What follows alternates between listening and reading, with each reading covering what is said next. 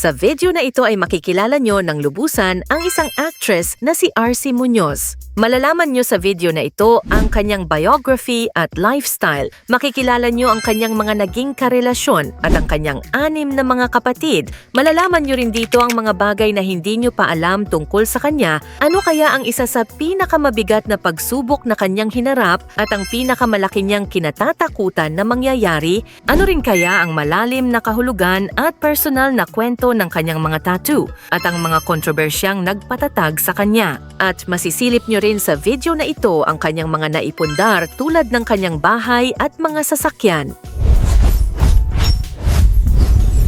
Ang actress, singer, beauty queen at Air Force reservist na si RC Muñoz ay may tunay na pangalan na Ramona Cecilia Datuin Muñoz. Siya ay ipinanganak noong January 12, 1989 sa Quezon City. Nag-aral siya ng elementarya sa Dominican College Incorporated sa San Juan. Ipinagpatuloy niya ang kanyang pag-aaral sa Siena College of Taytay para sa kanyang high school. Nagtapos siya ng kolehiyo sa University of the Philippines, Diliman, kung saan nakakuha siya ng Certificate in Theater Arts. Natapos din niya ang Basic Citizen Military Training sa Clark Air Base, dahilan upang maging sergeant sa Philippine Air Force Reserve Command. At nag-aral din siya sa Top Flight Academy, kung saan sumailalim siya sa aviation training. Ang kanyang mga magulang ay sina Manuel Ramon Muñoz at Yolanda Tabhan Datuin. Dahil sa matagumpay na pamamahala ng kanilang mga magulang sa kanilang mga negosyo, lumaki sila ng kanyang mga kapatid sa isang komportable at maayos na pamumuhay. At dahil rin sa sipag at dedikasyon ng kanilang mga magulang ay naitaguyod sila patungo sa magandang kinabukasan. Isa sa mga hindi gaanong alam ng marami tungkol kay RC Muñoz ay ang kanyang malaking pamilya. Bagamat bihira niyang isapubliko ang kanyang personal na buhay, lumalabas sa mga pampublikong ulat na mayroon siyang 6 na kapatid, 3 babae at 3 lalaki. Kabilang sa kanyang mga kapatid na babae sina Lou Muñoz, Vavi Muñoz at Queenie Muñoz. Samantala, ang kanyang mga kapatid na lalaki ay sina Manolet Muñoz, Erwan Muñoz at Martin Muñoz. Sa kanyang mga kapatid, si Lou Muñoz ang pinakakilala sa publiko dahil sa kanyang naging karera sa pagmomodelo. Gayunpaman, mas pinili ng iba pa niyang mga kapatid na mamuhay ng malayo sa mundo ng showbiz at bihirang makita sa media. Isa sa pinakamabigat na pagsubok na hinarap ng actress ay ang pagpanaw ng kanyang ama, kung saan pumanaw ang kanyang ama noong February 13, 2016 dahil sa mga komplikasyon sa atay matapos sumailalim sa isang surgical operation mga 3 linggo bago pumanaw. Hindi maitago ni RC ang kanyang labis na pagmamahal at paghanga sa kanyang ama.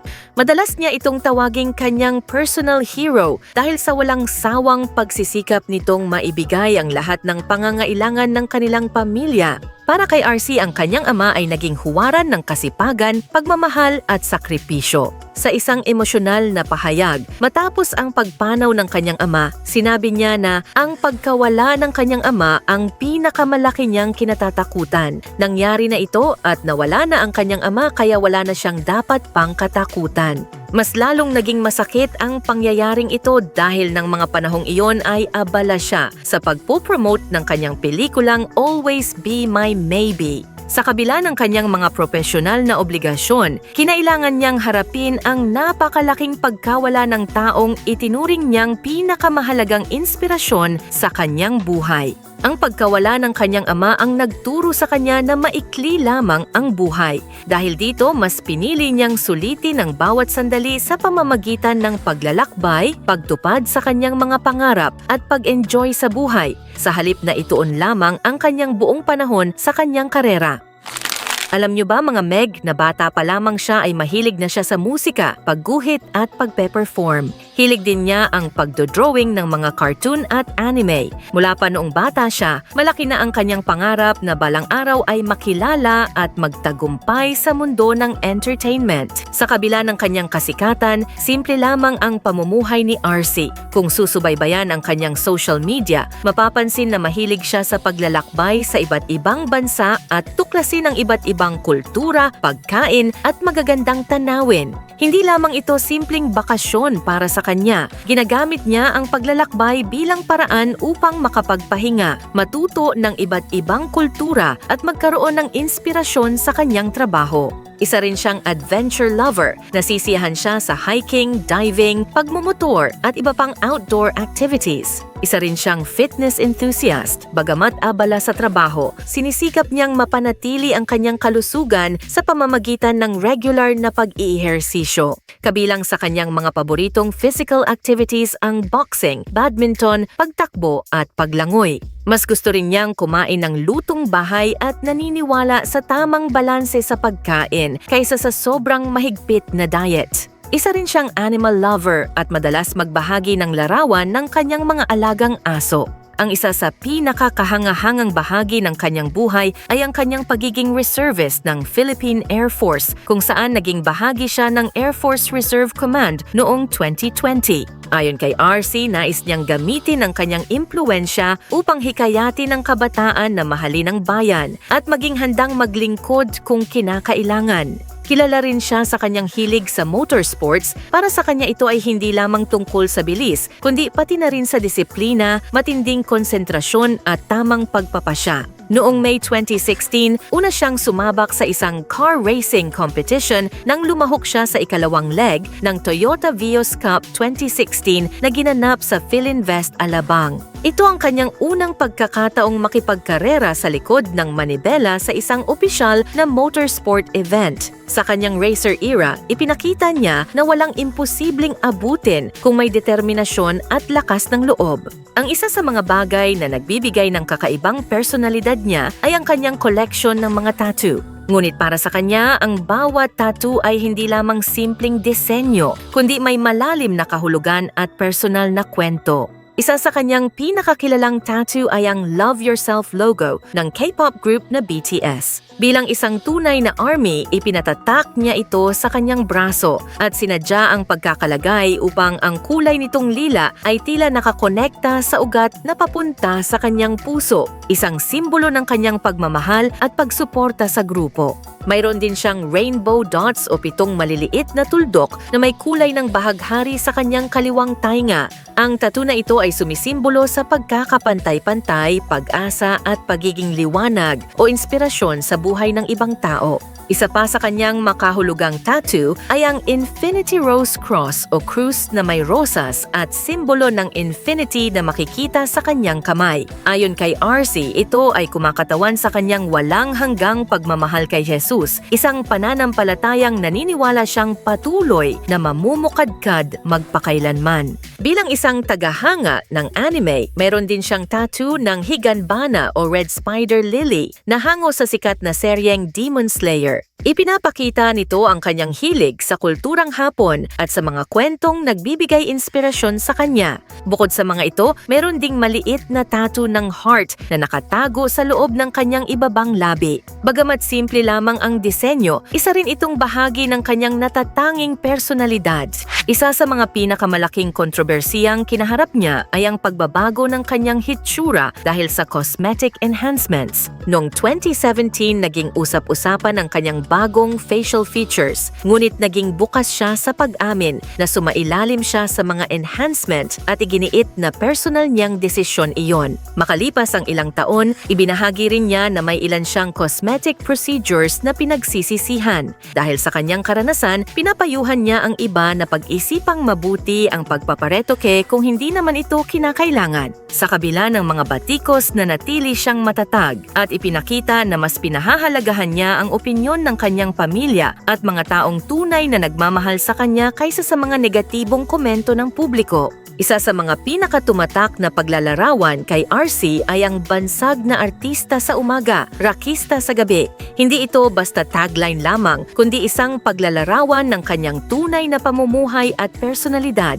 Bilang isang artista, nakilala siya sa kanyang husay sa pag-arte sa telebisyon at pelikula. Ngunit pagdating ng gabi, nag-iiba ang kanyang mundo, humahawak siya ng mikropono bilang isang rock singer at ibinubuhos ang kanyang pagmamahal sa musika bilang bokalista ng rock band na Philia.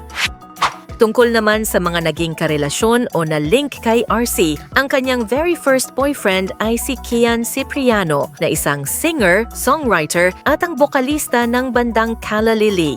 Naging magkarelasyon sila noon matapos silang muling magkakilala sa pamamagitan ng kanilang mga kaibigan sa industriya. Inilarawan ni RC si Kian bilang isang mabait at suportadong kasintahan na tumulong pa sa kanyang banda sa pagbibigay ng mga payo sa musika. Noong November 2009, kinumpirma ng aktres sa publiko ang kanyang relasyon kay Kian matapos ang humigit kumulang 6 na buwang pagdedate. Gayunman, matapos ang halos 7 buwang relasyon, tuluyan nang naghiwalay ang dalawa. Pagsapit ng January 2, 2010, hayagan nang nagsalita si RC tungkol sa kanilang breakup sa isang panayam sa telebisyon na nagpapatunay na hiwalay na sila sa panahong iyon. Inamin ni RC na si Kian ang kanyang unang seryosong nobyo at isa sa pinakamalaking heartbreak na kanyang naranasan. Sa isang panayam noong 2020, sinabi rin niya na ang dahilan ng kanilang breakup ay ang umano'y pambababae ni Kian. Sa kabila nito, pareho silang nagpatuloy sa kanilang buhay at mga karera. Naging maayos din ang kanilang samahan bilang magkaibigan at profesional sa industriya. Si Kian ay masaya nang bumuo ng pamilya kasama ang kanyang asawa na si China Hortaleza, habang si RC ay patuloy na naging aktibo sa showbiz at iba pa niyang mga hilig. Ang relasyon nila ni Kelvin Yu ay isa sa mga pinakapribadong relasyon ni RC. Nagkakilala sila dahil sa kanilang magkaparehong hilig sa musika. Si RC ay vocalist ng rock band The Filia, habang si Kelvin naman ay bassist ng The Itchy Worms. Dahil pareho silang aktibo sa OPM at underground rock scene, naging magaan ang kanilang pagkakaibigan na nauwi sa pag-iibigan. Nagsimula silang magkarelasyon noong bandang 2010. Tumagal ang kanilang relasyon ng humigit kumulang 6 hanggang 7 taon. Isa ito sa pinakamahabang naging relasyon ni RC. Ayon sa aktres sa mga lumang panayam, marami silang pagkakapareho lalo na ang pagmamahal sa musika. Sinabi rin niyang smooth sailing ang kanilang relasyon noon dahil pareho silang nakakaunawa sa trabaho at personalidad ng isa't isa. At hindi kailanman ibinahagi ni na RC at Kelvin ang eksaktong dahilan ng kanilang paghihiwalay o nanatiling pribado ang dahilan.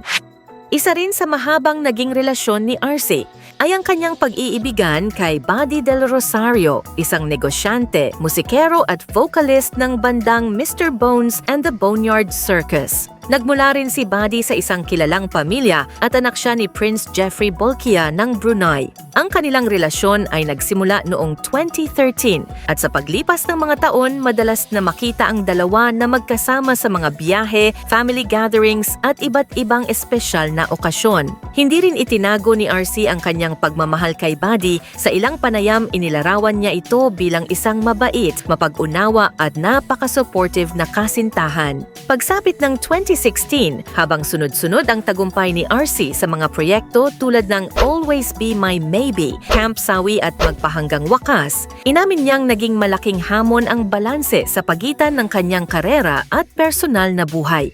Dahil sa sobrang pagiging abala sa trabaho, unti-unting naapektuhan ang kanilang relasyon kahit patuloy siyang sinuportahan ni Buddy. Noong December 2016, tuluyan nang naghiwalay ang dalawa matapos ang halos 4 na taong relasyon ilang araw bago magpasko. Kinumpirma mismo ni RC ang kanilang breakup noong January 6, 2017 at ibinahagi niyang sinubukan pa nilang ayusin ang kanilang relasyon bago tuluyang magdesisyong maghiwalay. Hindi niya isinisi ang lahat kay Buddy at inamin niyang naging malaking dahilan din ang kakulangan niya ng oras dahil sa kanyang lumalawak na karera. Sa kabila ng masakit na paghihiwalay, nanatiling maganda ang pagtingin ni RC sa kanyang dating kasintahan. Tinawag pa niya itong isa sa kanyang pinakamabuting kaibigan at sinabi niyang iginalang niya ito sa buong panahon ng kanilang relasyon. Kalaunan, nagpasya siyang isara na ang posibilidad ng kanilang muling pagkakabalikan upang tuluyan ng makapag-move on at maipagpatuloy ang kani-kanilang buhay. Noong January 2018, kinumpirma ni Buddy Del Rosario na naka-move on na siya at masaya na sa panibagong yugto ng kanyang buhay kasama ang kanyang bagong partner. At ibinahagi rin niya sa publiko ang mga larawan ng kanyang anak na si Malena na naging isa sa pinakamahalagang bahagi ng kanyang buhay. Nakarelasyon din ng aktres si Anthony Nang na isang Filipino-Chinese businessman. Nagsimula muna sila bilang close friends o magtropa sa loob ng 3 taon bago tuluyang nauwi sa isang romantikong relasyon. Dahil sa matibay nilang pagkakaibigan at matagal na pagsasama, unti-unting namuo ang kanilang pagmamahalan hanggang sa maging magkasintahan. Nanatili si Anthony sa tabi ni RC sa ilan sa pinakamahihirap na yugto ng kanyang buhay, kabilang na ang pagpanaw ng kanyang ama. Sa panahong iyon, nagsilbi siyang malaking sandigan at patuloy na nagbigay ng pagmamahal, suporta at pag-unawa kay RC habang pinagdaraanan nito ang matinding pagdadalamhati. Noong July 2017, opisyal na kinumpirma ng actress ang kanyang relasyon kay Anthony. Madalas din niyang ibinahagi sa Instagram ang kanilang mga paglalakbay at masasayang sandali bilang magkasintahan. Noong August 2019, sa press conference ng teleseryeng Pamilya Ko, kinumpirma ni RC na nagdesisyon silang maghiwalay ni Anthony sa maayos na paraan at nilinaw niya na walang third party na naging dahilan ng kanilang paghihiwalay. Ayon sa kanya, nagtapos ang kanilang relasyon dahil sa mga simpleng dahilan at hindi tamang tiyempo at hindi dahil sa isang malaking alitan o pagtataksil. Bagamat nagtapos ang kanilang relasyon, nanatili ang respeto nila sa isa't isa. Sa kasalukuyan, walang pampublikong kinukumpirmang nobyo si RC at nananatili siyang single. Ibinahagi rin niya na hindi siya aktibong naghahanap ng bagong relasyon sa ngayon dahil mas pinipili niyang ituon ang kanyang panahon sa pagkakaroon ng kapayapaan sa sarili, pagpapalalim ng kanyang pananampalataya at pagbibigay halaga sa kanyang pamilya. Nagsimula ang kanyang karera noong 2005 nang sumali siya sa ikatlong season ng Starstruck. Bagamat hindi siya ang itinanghal na grand winner, naging daan ang kanyang paglahok upang makilala siya sa industriya ng telebisyon. Sa mga unang taon ng kanyang karera, madalas siyang gumanap bilang kontrabida at supporting actress sa mga palabas ng GMA Network, kabilang ang Princess Charming at Zaido Pulis Pangkalawakan. Kalaunan ay lumipat siya sa TV5 at naging bida sa teleseryeng Felina, Prinsesa ng Mga Pusa. Noong 2014, lumipat si RC sa ABS-CBN kung saan lalo pang umangat ang kanyang karera. Dito niya nakuha ang isa sa pinakamalalaking break ng kanyang buhay nang gampanan niya ang karakter na Norma Elizondo sa remake ng hit teleseryeng Passion de Amor noong 2014 hanggang 2015. Dahil sa kanyang mahusay na pagganap, mas lalo siyang nakilala at minahal ng mga manonood sa buong bansa. Mula noon ay sunod-sunod ang kanyang matagumpay na proyekto sa telebisyon, kabilang ang Magpahanggang Wakas, Ikaw Lang Ang Iibigin at Walang Hanggang Paalam. At sa pelikula naman ay pinagbidahan niya ang mga blockbuster at paboritong romantic comedy at drama films tulad ng Always Be My Maybe noong 2016, Camp Sawi noong 2016 at Can We Still Be Friends noong 2017. At lumabas din siya sa extra service, Open, Isa Pa with Feelings, Last Full Show, 10 Little Mistresses at Malditas in Maldives. Dahil sa kanyang husay sa pag-arte, nakilala siya bilang isa sa mga pinaka-versatile na actress ng kanyang henerasyon. Noong kasagsagan ng kanyang career noong 2016, sunod-sunod ang kanyang mga pelikula, teleserye, magazine covers, endorsements at guest appearances. Inilarawan pa niya ang panahong iyon bilang pinakamataas na yugto ng kanyang career, bagamat isa rin ito sa pinakamahirap na bahagi ng kanyang personal na buhay dahil sa pagpanaw ng kanyang ama. Noong 2018, nakamit niya ang isa sa pinakamataas na pagkilala sa industriya nang tanghalin siyang Best Supporting Actress sa Gawad Urian Awards para sa kanyang mahusay na pagganap sa pelikulang Ang Guro Kong Di Marunong Magbasa. Bukod sa pag-arte, aktibo rin siya sa musika bilang lead vocalist ng Filipino rock band na Filia, kung saan naipapakita niya ang kanyang husay at pagmamahal sa musika. Nakapagtanghal ang banda sa iba't ibang music festivals, kabilang ang Pulp Summer Slam, isa sa pinakamalalaking rock event sa Pilipinas. Sa pamamagitan ng pag-awit at pagpe-perform kasama ang banda, patuloy niyang pinatutunayan na isa siyang tunay na multi-talented na artista.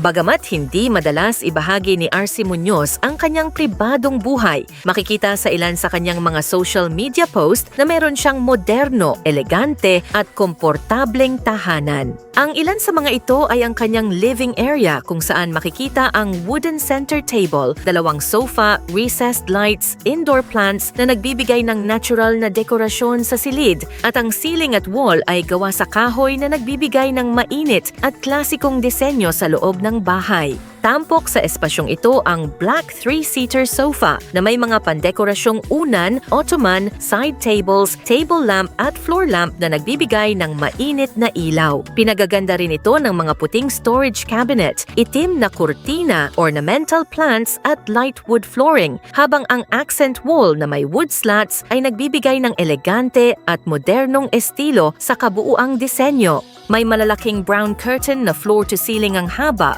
white lounge chair o accent chair, decorative pillows, indoor plant, round side table, floor lamp, mahabang console cabinet, abstract wall art na nakasabit sa dingding sa itaas ng cabinet at area rug sa ilalim ng coffee table at upuan. Makikita sa espasyong ito ang 2 wooden console cabinet, isang malaking framed wall art, indoor plants, recessed ceiling lights, reed diffuser na nagbibigay ng mabangong amoy sa loob ng bahay. At ang pandekorasyong iskultura ay isa sa mga pinakapansin-pansing dekorasyon at nagbibigay ng artistic at contemporary na tema sa espasyo. Sa kitchen ay tampok ang white kitchen cabinet, marble pattern backsplash, mahabang countertop at iba't ibang modernong kagamitan sa pagluluto. Mayroon din itong oblong dining table na may 4 na dining chairs, habang ang under-cabinet lighting at dilaw na accent wall ay nagbibigay ng maliwanag at modernong ambience sa kabuuang disenyo ng kusina.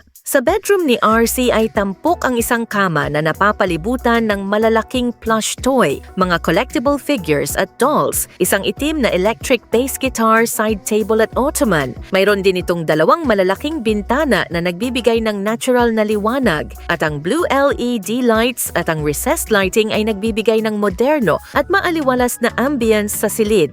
Sa halip na magpakitang gilas sa mamahaling ari-arian, mas pinapahalagahan ni RC ang katahimikan at kalidad ng kanyang tahanan. Bilang isang matagumpay na artista, nakapag-ipon na rin si RC ng ilang sasakyan para sa kanyang pang-araw-araw na paggamit. Tulad ng Toyota FJ Cruiser na tinatayang nagkakahalaga ng humigit kumulang 2.5 million pesos. Bukod dito, nakikita rin siyang gumagamit ng iba pang modernong sasakyan depende sa kanyang pangangailangan. Bagamat hindi siya kilala sa pagpapakita ng mamahaling koleksyon ng mga luxury cars, mas pinipili niya ang practicality at reliability kaysa sa sobrang marangyang pamumuhay. Hindi tulad ng ibang celebrities na lantara ng kanilang mga negosyo, mas pribado si RC pagdating sa kanyang investments. Ang pangunahing pinagkukunan niya ng kita ay ang kanyang pag-arte sa pelikula at television, endorsements, guest appearances, concerts at performances kasama ang kanyang rock band na Filia. Sa huli, ang kwento ni RC Muñoz ay hindi lamang tungkol sa kagandahan o kasikatan. Isa itong kwento ng isang babaeng ilang ulit hinusgahan, pinagdudahan at kinuwestiyon ng publiko. Ngunit sa halip na magpatinag, pinili niyang magpatuloy, pinili niyang maging totoo sa kanyang sarili at pinatunayan niyang ang tunay na tagumpay ay hindi nasusukat sa dami ng papuri ng ibang tao, kundi sa tapang na maging masaya sa sariling piniling landas. Marahil ito ang pinakamahalagang aral na maipapasa niya sa kanyang mga tagahanga. Hindi kailangang maging perpekto upang maging matagumpay. Ang tunay na mahalaga ay ang patuloy na bumangon sa bawat pagsubok, magsikap na maabot ang mga pangarap, at huwag hayaang ang opinyon ng ibang tao ang magdikta ng iyong halaga bilang isang tao. Hanggang dito na lang muna mga Meg. Thank you and God bless.